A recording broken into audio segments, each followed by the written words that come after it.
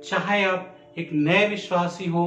जो अन्य जाति में से आए हो, चाहे आपको विश्वास किए हुए काफी साल हो गए हो, लेकिन ये देखा गया है कि लोग अपने घर के लोगों को एक बैरी के समान, एक शत्रु के समान समझते हैं और कई बार वो उनसे रिलेट नहीं होना चाहते, उसको इस रूप में देखते हैं कि वे उसके योग्य नहीं हैं। और कई बार ऐसा देखा गया है कि उनके विवाह में शामिल नहीं होते हैं, मौत मिट्टी में शामिल नहीं होते हैं और कई बार उनके साथ रहना भी नहीं चाहते हैं, क्योंकि वो सोचते हैं कि जब उन्होंने प्रभु यीशु मसीह को ग्रहण किया है तो उनका अविश्वासियों के साथ क्या नाता है, क्या संबंध है। और कई बार ऐसा सचमुच में होता है कि जब व्यक्ति प्रभु यीशु मसीह को ग्रहण करते हैं, उनके परिवार वाले प्रभु यीशु मसीह को ग्रहण नहीं करते हैं और कई बार बातों के द्वारा, कुछ कामों के द्वारा उसका विरोध करते हैं। तो कई बार हम सोचते हैं, हमारे लिए अच्छा लगता है कि हम घर के लोगों के साथ रहने से बढ़कर, परिवार के लोगों के साथ रहने से बढ़कर, हमें विश्वासियों के साथ रहने में, परमेश्वर की आराधना और उपासना करने में हमको ज्यादा अच्छा लगता है बजाय कि हम अपने परिवार के लोगों के साथ रहें। तो ये क्यों होता है? क्यों ऐसा हम सोचते हैं कि हमारे परिवार के लोग हमारे शत्रु हैं और हमारे विरोधी हैं? क्योंकि वे प्रभु यीशु मसीह पर विश्वास नहीं करते हैं और वे उनकी आराधना करते हैं जिनको हम ईश्वर के रूप में नहीं मानते हैं। इसके पीछे क्या कारण है? इसके पीछे के कारणों को जब आप देखेंगे तो पाया जाता है कि किस प्रकार परमेश्वर के वचन को गलत तरीके से समझा गया है, उसको आउट ऑफ कॉन्टेक्स्ट समझा गया है, जिसकी वजह से कई परिवारों में बहुत सारी मुश्किलों का सामना विश्वासियों को करना पड़ता है। यहाँ पर परमेश्वर का वचन मत्ती रचित सुसमाचार उसके 10 अध्याय के 36 और 37 पद में ऐसा लिखा है, मनुष्य के बैरी उसके घर ही के लोग होंगे। जो माता या पिता को मुझसे अधिक प्रिय जानता है वह मेरे योग्य नहीं, और जो बेटा या बेटी को मुझसे अधिक प्रिय जानता है वह मेरे योग्य नहीं। इस पद को लेकर के 36 और 37 पद मत्ती सुसमाचार के 10 अध्याय के कई बार गलत तरीके से इस पद को समझा गया है और ऐसा माना गया है कि जब भी कोई प्रभु यीशु मसीह को ग्रहण करता है और उसको उसके परिवार से अलग हो जाना है, उसको भाई बहनों से, माँ बाप से या माँ बाप को बच्चों से अलग हो जाना है और रिश्तेदारों से अलग हो जाना है, उनसे कोई भी नाता या रिश्ता नहीं रखना है, इस तरह से समझा गया है। लेकिन हम इस तरह से बातें हम नहीं सोच सकते। अवश्य ही ये वचन लिखा है कि किस तरह से कई बार ऐसा वास्तविक परिस्थिति हो सकती है कि आप प्रभु यीशु मसीह को ग्रहण करते हैं तो कई बार आपके खुद के परिवार के सदस्य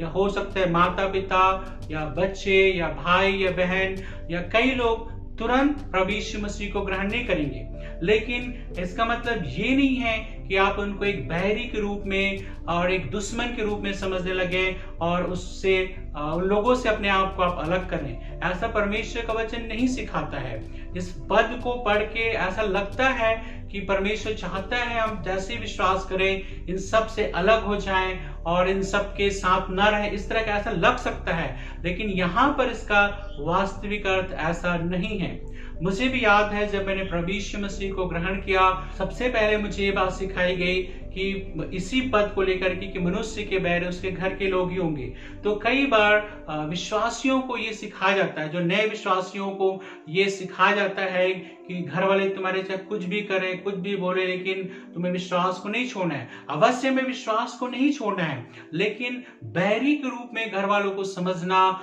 अच्छा नहीं है। कई बार हमको ऐसा लगता है और हम उनसे अलग हो जाना चाहते हैं। यदि हम इस चीज को पुराने समयों में देखेंगे तो बहुत जगह आपने देखा होगा कि चर्च होता है और उसके आसपास जो है मिशन कंपाउंड होता है जिसमें विश्वासी लोग या परिवार के लोग रहते हैं। ऐसे बहुत सारी जगह पे छोटे बड़े शहरों में आप देख सकते हैं। और जो कोई भी विश्वास करते थे उसको ऐसा माना जाता था कि उसको अविश्वासियों के बीच में नहीं रहना है और उसको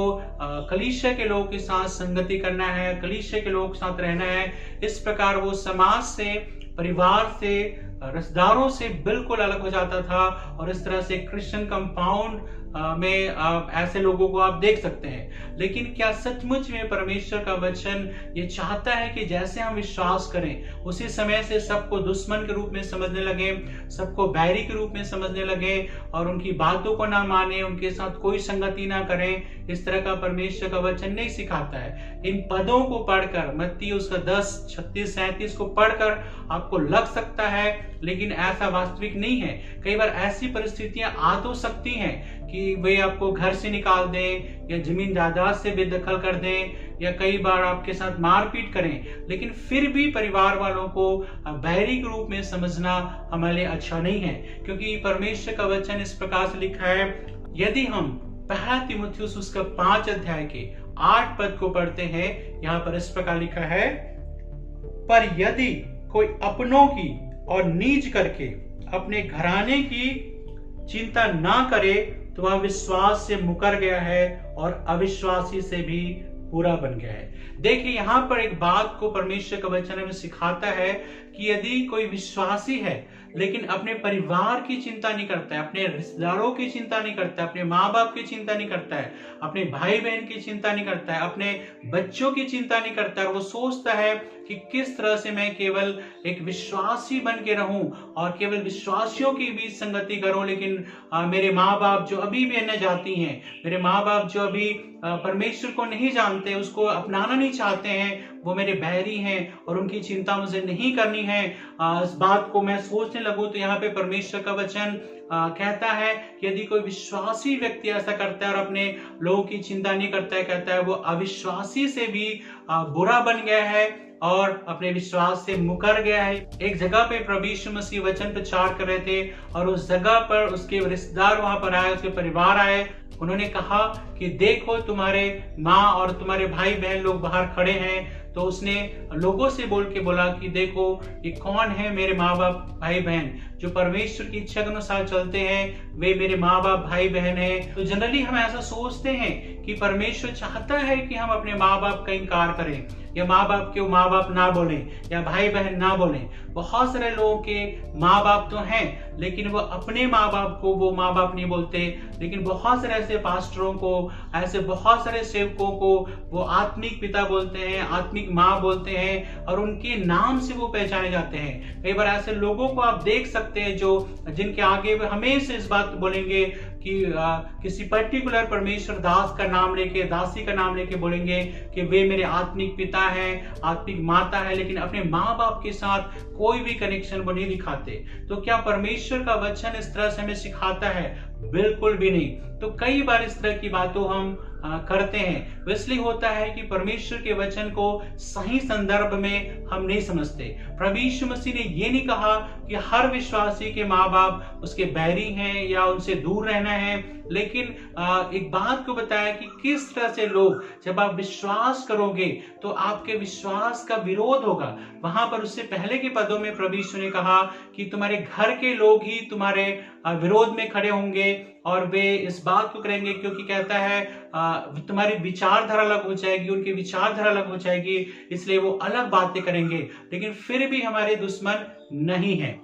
आइए हम एक और जगह से परमेश्वर का वचन पढ़ते हैं जो पाया जाता है मरकुस रचित सुसमाचार उसका 5 अध्याय और उसके 18 पद से। जब वह नाव पर चढ़ने लगा तो वह जिसमें पहले दुष्टात्माएं थी उससे विनती करने लगा, मुझे अपने साथ रहने दे, परंतु उसने उसे आज्ञा न दी और उससे कहा, अपने घर जाकर अपने लोगों को बता कि तुझ पर दया करके प्रभु ने तेरे लिए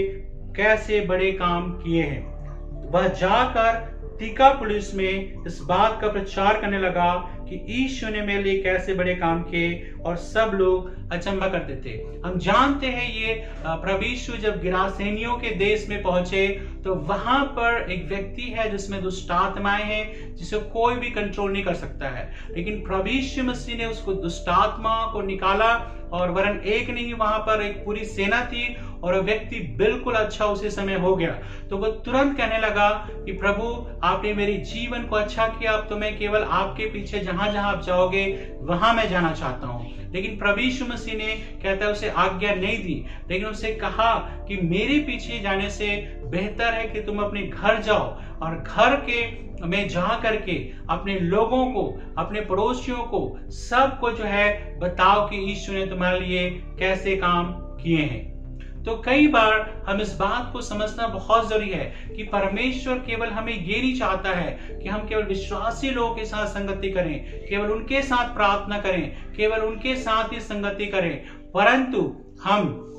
जो है अपने लोगों के साथ, अपने परिवार के सदस्यों के साथ एक अच्छा समय बिताएं। अवश्य शुरू में वे लोग आपका विरोध करेंगे या हो सकता है आपकी बात को समझ न पाए, लेकिन फिर भी हमारे वो विरोधी नहीं है। हमें पहले की तरह उनसे प्रेम करना है, पहले की तरह उनके साथ रहना है। यदि हो सके तो कभी भी उनसे हटना नहीं, अलग नहीं होना है जब तक परमेश्वर स्पष्ट रीति से आज्ञा ना दे। हम सब का अनुभव, मुझे भी जैसे कि मैंने कहा कि मुझे पहली शुरू में ही, शुरुआत में ही कहा गया कि मनुष्य के बैरी उसके घर के लोग होंगे, तो तुम भी घर वालों के एक बैरी के रूप में देखने पाओ। तो मैं भी शुरू में सोचता था कि मेरे माँ बाप, भाई बहन मुझे समझते नहीं है और वे मेरी बात सुनते नहीं है, वे मेरी बात मानते नहीं है, तो उनसे अलग रहने लगा। लेकिन क्या मैंने पाया है? मैंने ये पाया इतने साल की जिंदगी में कि मैंने भले ही मेरे माँ बाप को छोड़ दिया हो, लेकिन उन्होंने मुझे कभी नहीं छोड़ा।